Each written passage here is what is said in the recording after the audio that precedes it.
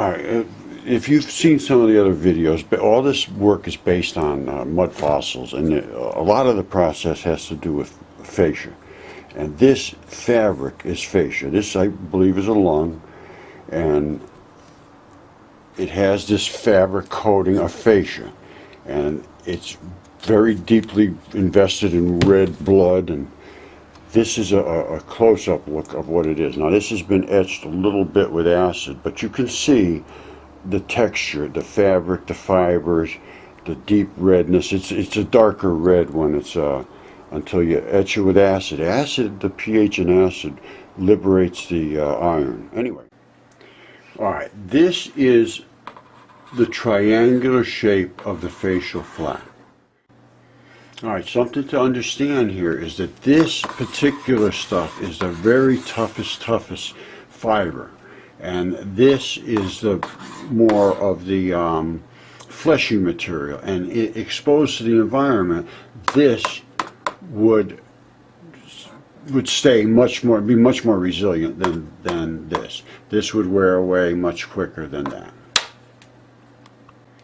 All right, here's some more of those elastin fibers. Those, I didn't put those on there. Those are built into the rock.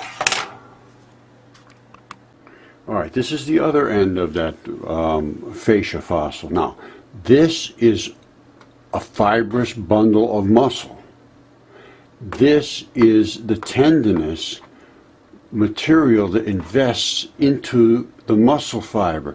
And if you look at that, you can see, you see them? They're like these little flaps. They flap right over.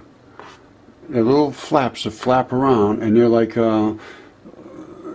almost like the pine cone, the shells of a pine cone that come down, and they do this one on top of each other. It's like shingling. And they break off as they turn, the tendon transitions from the meat to this. It turns into a chemical transition, and they break there. And I have other examples of this. They do the same thing.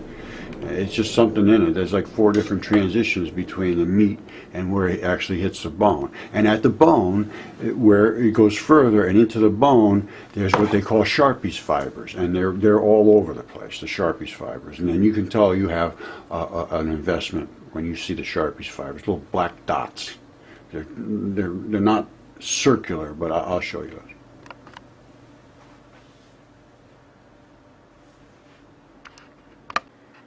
All right, this is fascia that's been treated with acid, and this is from an internal surface of the fascia, and it's obviously, looks to me like there's some kind of blood there.